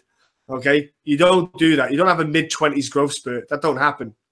But anyway, all the gears worn off. He's now got his kind of semi-dad bod, and he's fighting like the pure striker that he is. Good footwork, patient striking, picks his shots, uses good range, and he's just a very smart fighter now. He's a dangerous fighter to fight against because he's so good, he's so experienced, he's so calm in these situations. 3-round fight, I think he could really kind of make Francis Ngannou use the whole cage, make Francis use the whole cage, get that guy tired because there's a lot of muscle on this Francis Ngannou, make him miss a lot of strikes. And I'm going to go with Overeem. I'm going to go with the Reem here because a lot of people write Reem off very quickly all the time at the moment. But, dude, I'm going to go with the Reem. Let's go for it. I'm with you. Actually, surprisingly, I've never been that big Alistair Overeem fan. I really haven't. But I like him in this fight. I don't know why. It's all about if Alistair doesn't get caught. He's got 15 minutes not to get caught. If he doesn't get caught, I don't think that Ngannou's going to take him down. So it's going to become a striking battle. And we all know about he's the most powerful striker. Well, he needs to get in there and get close to land those strikes. And to be fair, Reem's chin is pretty non-existent, but he's found a way to fight around that. And that's where I'm kind of going, how I think this fight's going to go. He's a great striker himself. He'll pick and move. He'll take his shots, maybe get into a clinch, nail some shots and move out. And Ngannou's going to have to try and find those shots and find those openings somewhere. The crazy thing is, I was just looking at Francis Ngannou's record here. His first fight was November 2013. So it'll be a four years he's been in the sport. When you look at Alistair Overeem, that guy he was getting knocked out like years before that, like probably 10 years before that. So it's a crazy, crazy sport when you have a look at stuff like that.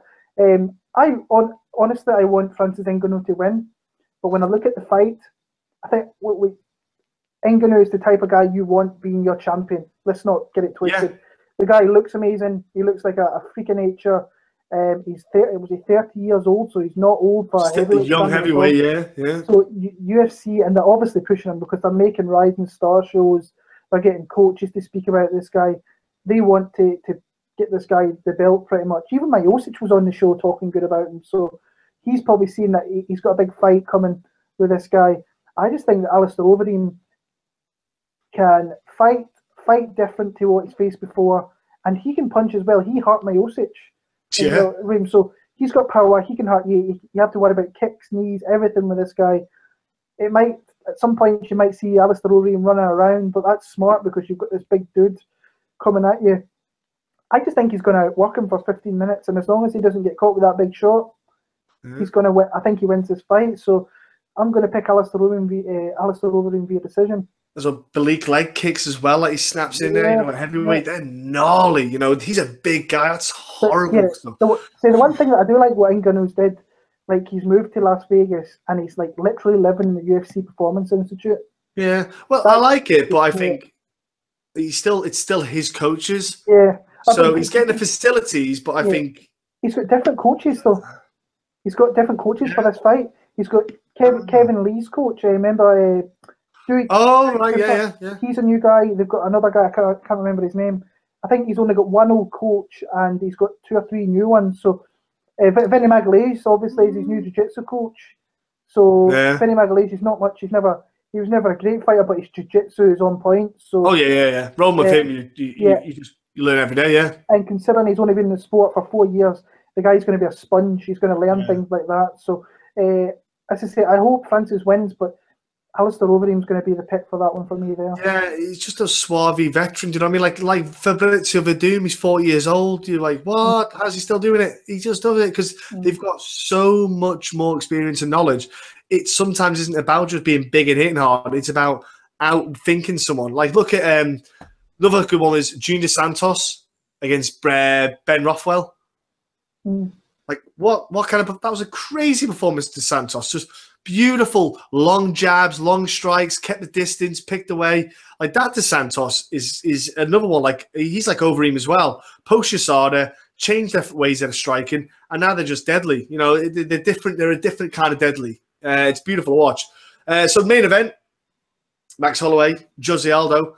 It's a rematch that wasn't probably due to happen, but because of circumstances of Frankie Edgar getting injured, they were kind of toying on who to bring in. They brought in Aldo. Short notice, so to speak. I'm going to go with Holloway. I'm going to assume you're going to go with Holloway too.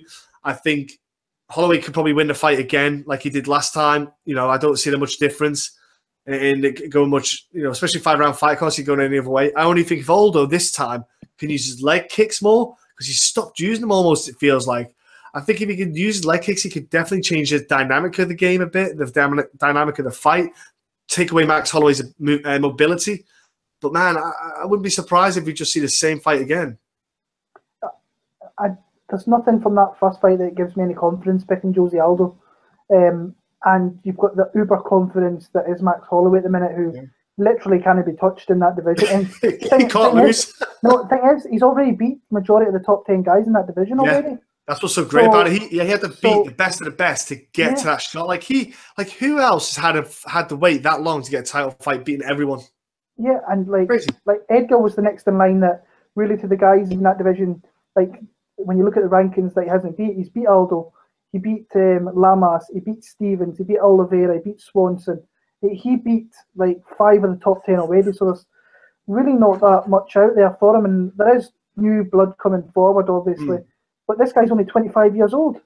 It's disgusting. It's disgusting. He's been around for years, so I think the game is starting to pass Aldo by a little bit, and I think his inactivity of a few years ago is really hurting him now, and he's trying to push himself, getting back into this fight here, coming in on short notice as well to face Holloway. Now he knows what he's going to be facing because that was his last fight, but I think in that fight, you could see Holloway was very, very quick, and he was quicker than Aldo.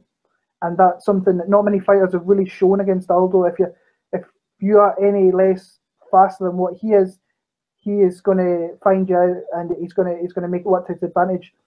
And I think that also that Holloway hits harder as well, and he makes so many good adjustments in the fight that I just think it's a little bit too much for Aldo here.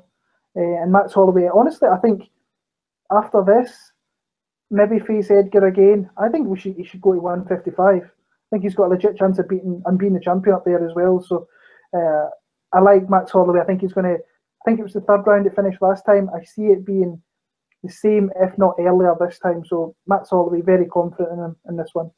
Yeah, I don't think it's long until Max Holloway goes up to 155. You know, he's a big boy on that 145. It's a big cut. Yeah, I eventually saw him go to 155. I think I'd like to see him fight Edgar. It would be the last one, just to kind of cement that kind of. I've beat everyone. I've legitimately beat everyone. Not all beating title fights, but I've done my job. I've beat everyone there is. And let's go up now, 155. Oh my gosh, can you imagine the matchups to make in that division? Oh, that'd be insane. Like, I don't know what Connor's doing. No one knows what he's doing, but gosh, that would be amazing to see Holloway Connor 155 belt. Woof! Because I'm telling you now, I said it maybe 12 months ago. I'd see Holloway winning. I legitimately do see Holloway winning it. I think he's a way different fighter. Yeah, absolutely, be fantastic to see that fight. But anyway, that's the UFC 218 card going down. Bro, we're going to go to the questions from you fabulous people for sending them in. Honestly, legitimately, we love your questions, don't we, Will? Yep, we do. Keep them coming. So, here we go. Let me jump into here and let me get the questions up. Give me a second, ladies and gentlemen. I'll be 1 moment. Okay, so here we go. First question. We have, here we go. Daniel Levy. Thanks, mate. Sorry, you little git. The man, the boy, Daniel Levy, Half the Battle podcast. It's on iTunes, SoundCloud, I think it is. It's on XYZ. Go online. It's on YouTube as well. Awesome show. Join in, get involved, subscribe to him, enjoy his work. Question here for you, Will, for us. Who wins a 4-person tournament between Kaylin Curran, Lauren Murphy, Angela Magana, and Roxanne Modafferi? What a fucking question. What a fucking question. I love it. Now, my thought was, is it a fatal 4-way, like WWE style, or is it a round robin? Well, who knows? Because I think, you could be, if I'm Angela Magana, I'm going to be sneaky and slide out of there if it's a fatal 4-way, just watch the 3 of them take each other apart. But, just sneak in at the end and get a win. But I think all in all, mate, my opinion, Roxanne Modafferi, she's been there, she's done that, she's got a T-shirt, way more experienced, and she's a really smart fighter. Like, she's not wow, but she wins fights, and I think she'd win myself. Well, I've already spoken about Angela Magana, how you love her. She's the biggest piece of dog shit on the planet, fighter, whatever. Kaylin Curran is one of the biggest jobbers I think we've seen in recent years in the UFC. Who's ever had a 1-6 UFC record? At least Lauren Murphy. At least Lauren Murphy's got a little bit of grit and toughness to her. And she should have won some of her fights, Lauren. Shit judging. Yeah. And then Roxanne Modafferi. I mean, you've seen those fights where she comes running out with big kicks to start off fights, which look shocking but look brilliant. So, I think that Roxanne would be the pick if I had to lay down one pick for her to save my life to win that tournament. It would be Roxanne Modafferi, which is fucking horrible to say because they're all terrible. So, but Roxanne's the pick. Okay, next question, which is a far more legitimate question here. Who has better striking, Cindy Dan Weiss or CM Punk? Oh my god! We've not seen fucking. We've not seen anybody Irish striking, so I think we're going to have to call that a draw. Because we've seen nothing from Punk and we've seen nothing from Danvers. She runs forward, running like that. I'm going to go with Cindy because she would probably take CM Punk down to admit him. Probably, yeah. Who knows? Who knows? It's just I'm not. Imagine that. That's painful to even think about, isn't it? My head's hurting. But you got to remember that in the WWE, CM Punk had like devastating strikes in there and tempo karate. So and those hits he was delivering were huge. So take that what you feel, yeah. And he hurt the Big Show. So okay, so next up we have from More Ford, JC, and his handle, his Twitter handles. Oh, sorry, forget that, bro. Let's go back to Daniel Levy, because his podcast is called Half the Battle, but his actual Twitter handle is at Best Fight Picks. Apologies, I want to get that out there just in case you start searching, you may not find it. You should be able to find it, but anyway. Next up we have is, like I say, JC, and his Twitter handle is at MoreFort1, the number 1. Okay, so 2 questions. What would an Aldo win mean for Frankie Edgar? So let's go with that one first. All right, Will. So what would that mean for Frankie, an Aldo win? It means he's back in the line because he's not going to fight Aldo for a 3rd time. He needs, if I'm Frankie Edgar, you need Max Holloway to win Saturday, because Aldo, he's not going to face Aldo. Aldo's already dominated him twice. Especially the second time. The second time was ridiculous how good Aldo looked. That was obscene. He absolutely schooled him in that second fight. If Aldo does win, then if I'm Frankie Edgar, I drop down to 135 and try and face Dillashaw or somebody, or try and just get a big fight down there, because you're not going to get a fight at the championship at 145 as long as Aldo has the belt. No, absolutely, bro. My exact same answer. I don't think he'd get Dominic Dillashaw. I think he'd have to fight like a Rivera, or like the winner of the Rivera fight, or maybe a Cruz or someone like that. I would like Frankie Edgar, Dominic Cruz. I think that'd be a good fight. Okay, so next question. Same dude, JC. Would you rather see Whittaker versus Kelvin or Rockhold? Who's more deserving and who's more marketable? Now, Kelvin Gastelum, I don't think he deserves a title shot yet, because I know he beat Bisping, and like we all said, though, you've got to look at the circumstances in which Bisping lost. He got the living snot beat out of him by GSP, gets a 30-day medical suspension, comes back in 21 days because it's not in the USA, so the suspension doesn't really apply to any commission, and then gets battered in 21 days later because he's more susceptible to strikes and punches, etc. If Bisping had been fully fit, had a full fight camp, for example, like he had been training for GSP, would that have happened? Maybe not. Maybe GSP would have been far more conditioned, hadn't had those heavy blows, would have been able to take the shots a bit better. Footwork, timing, everything might have been a bit better for him. But that happened. I think that if you put Kelvin against your Romero, Chris Weidman, even Luke Rockhold, I think you might see a different result there for Kelvin. I'd probably go for Rockhold if I had to pick one of the two, because you can definitely market Luke Rockhold, former champ.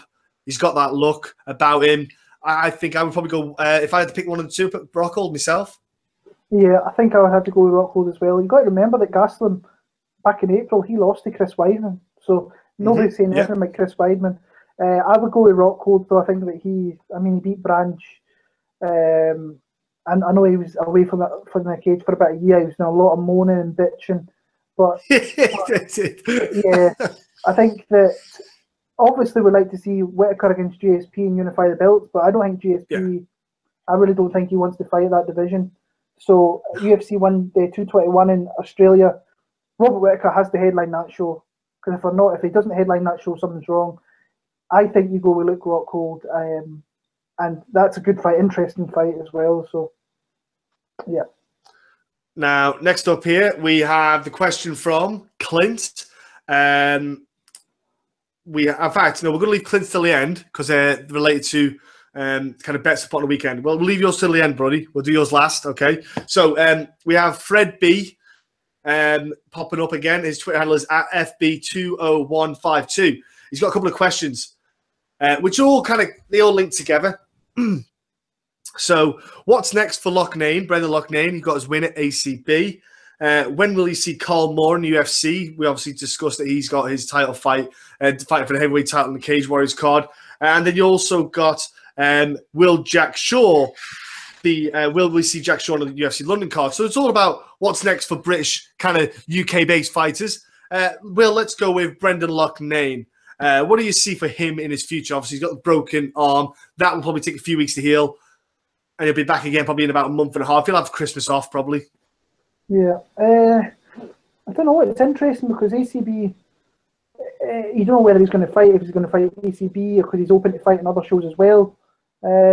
It's really interesting because that Healy loss was close, but if he won that fight, I reckon he would have been in the UFC after that fight, personally. Let's say he needs to heal this injury, come back next year, but honestly, I think he'll fight again against some guy in ACB, and then eventually he'll start making his way up towards the titles and stuff in that organisation. Yeah, I think maybe give him I'd probably give him a really close opportunity to get a title fight, like give him a fight that set him up for it if he can get a dominant performance and win. As for Cole, give him Dennis Seaver. Yeah, people have said that. Everyone's saying give him Dennis Seaver. Yeah. Dennis Seaver's got an injury. He's got an injury. Let him come back, fight early next year, maybe March time or something like April. I don't know what the schedule is, but let them two go at it. So let's go. Fred B. Second. Carl Moore. So like we said, he's going to fight for a heavyweight title. I think he might get snapped up before then, especially because Paul Craig's due to fight in the London card. If him or his opponent, the Russian lad, I can't pronounce his name, so don't ask me to. If he were to get injured, you got Carl Moore as a substitute for either party because he's local. It would work well. What's your thoughts on Carl Moore? What's the crack with him? It's kind of hot. He might get signed. He might not. If he's got a fight lined up against this Cirilli already. So if he fights Cirilli, he should win that belt. And we've been talking about Dublin having a card. It makes sense to throw that guy on there if he's healthy. So that's how I would see things. Win another belt in Cage Warriors, then get the call to the UFC and fight in Ireland if that happens next year. And like we said about Jack Shaw, he's got to prove himself to get down to 135 and perform at 135. I think maybe one or two fights there. There's no rush to get him into the UFC yet. He's super young still in that sense. I think if he can get the fight, if he does fight Nathaniel Wood, let's do a hypothetical. Fights Nathaniel Wood, beats Nathaniel Wood, gets the title and defends it, probably put him in the UFC then. But if I'm Cage Warriors, I might want to be smart and suave and go, we're going to let Nathaniel Wood fight someone else. Maybe Nathaniel gets signed up to the UFC. That's one guy in. Swoon in Jack Shaw, your new champ, have a fight, maybe defend it, go to the UFC. That's two dudes, bang in UFC.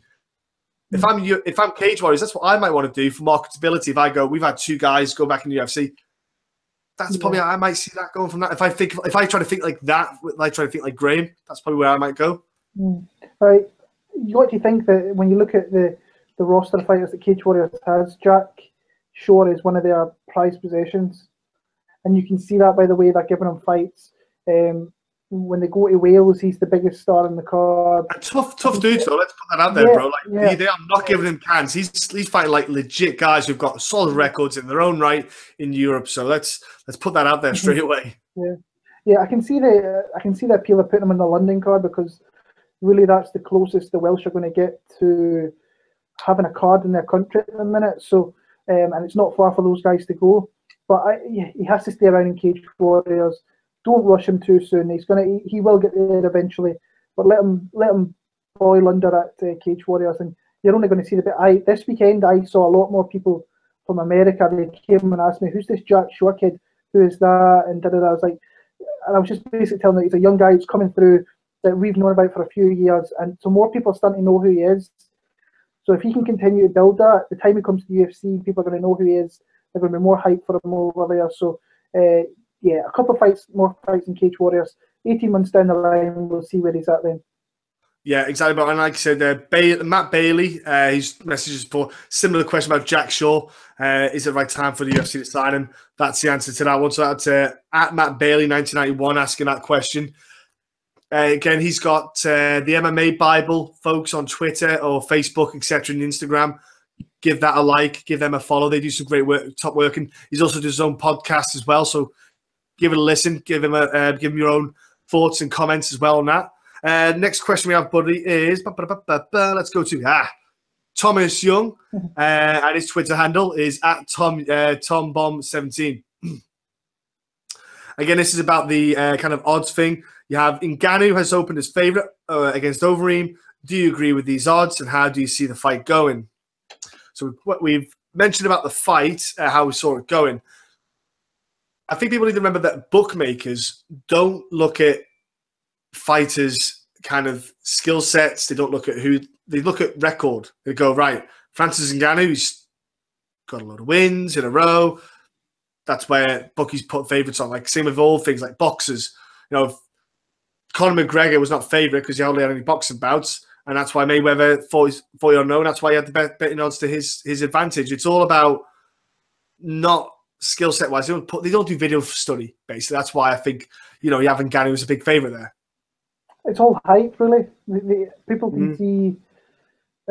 I think the line's off a little bit because I think Reem's getting disrespected, but I can see why he is getting disrespected because we've seen what Ngannou's did. Like, he's doing things that people have not seen before, like the Anthony Hamilton thing where he just caught him and like technique to grab the arm and then literally threw him to the ground and submitted the guy. So the guy's a freak of nature. I think the line's a little bit off, but I think the line is only going to continue to rise as the week goes on because the hype on Ngannou. I say we're both on Reem. If the line gets to like a plus 200, like a 2-1 dog, then I would be interested. But anything below that, not really. And just sit back and enjoy the fight as a fan. We had a question from Adam Sean. I'll put it out there. I'll put it on. So his Twitter handle is at AdamSean292.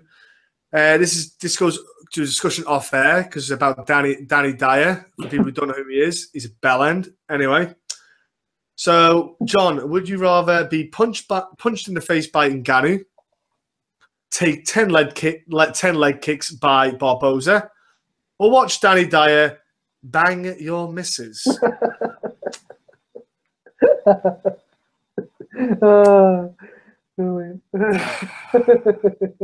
Now, thankfully, I don't have a missus, so I don't have that problem. But if I had to answer that question, if I did have a missus, I would let Ngannou go to town on my face. Happily let him go there. So that answers your question. I hope you're happy, Adam. I hope you sleep well tonight. Okay. Fucking Danny Dyer. Ah, just a prick. Okay. So we're going to go with now the last question from Clint. So his Twitter handle is at Maxim using 3D. So that's Maxim using USIN 3D. 3 and the number 3 and a D. Okay, so did you see Ngannou literally set the world record for punching power? We did say that before. Yes, we did. Now, I want people to remember, not everybody's had a go at this. I should put it out there. I've not. I know Butter. I've not. Like I've not had a go either. I know Butterbean hits like a freight train, even though he's a fat git. Like that dude hits on, but like I don't remember Mike Tyson doing it. Do you know what I mean? Like Anthony Joshua. So he set the record because maybe not everyone's had a go. But yeah, credit to him. Well done for winning that record so far. His question, though, buddy. This is all to Will now, people. With the double header, if you guys could hit best bets or parlays across both cards, either on here or at the end of the episode, that would help. Lots of content to consume this week. I agree, Clint. A lot to talk about. We tried our best to consume it and consolidate it down as best we can. But Will, give Clint some bets, some parlays. Give him something to go with, bro. Because you've seen the betting line, so you know what crack is. I've already seen a bet Tisha Torres, but a lot of the sharps or like the cappers. Like, I'm not a capper.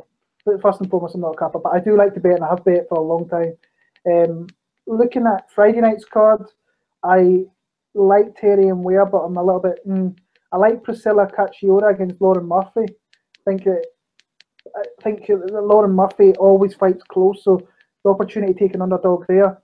If I was to take to make a parlay going across both cards, I'd probably go Brett Johns from Friday night. And then if we're moving on to the Saturday night, I would probably put him with maybe a Felice Herrig or someone like that and make a parlay.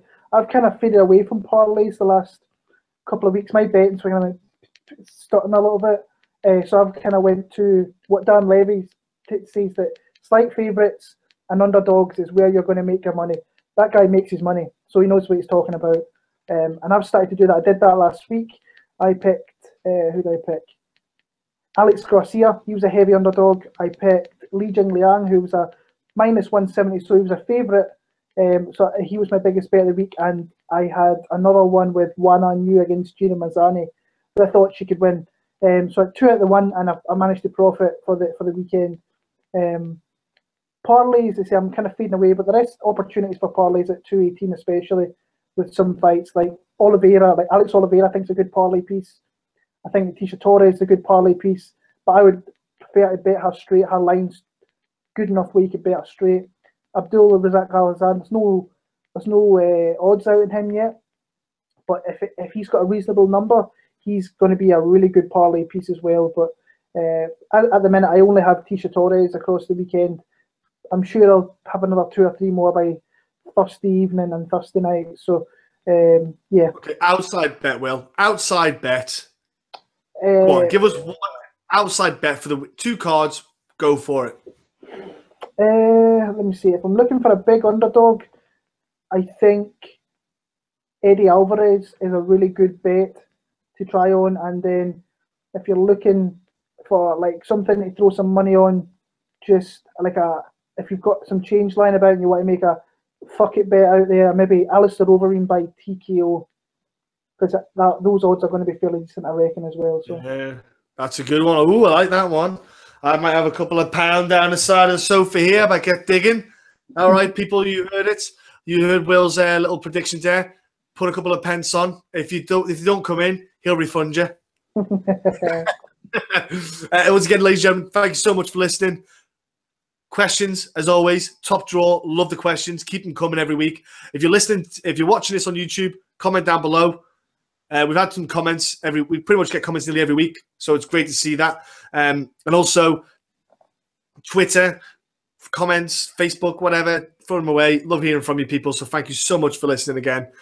We'll give you thanks and praise to these lovely, beautiful people. Yeah, thanks for the questions, guys. The questions are like really fun to actually sit back and answer and get the brain going and having to think about some things like a fatal 4-way between Kaelin Curran and Roxanne Modafferi. I mean, that's a skull fucker right there. So, yeah, thanks for the questions. Keep on supporting and enjoy the fights when they come around this weekend.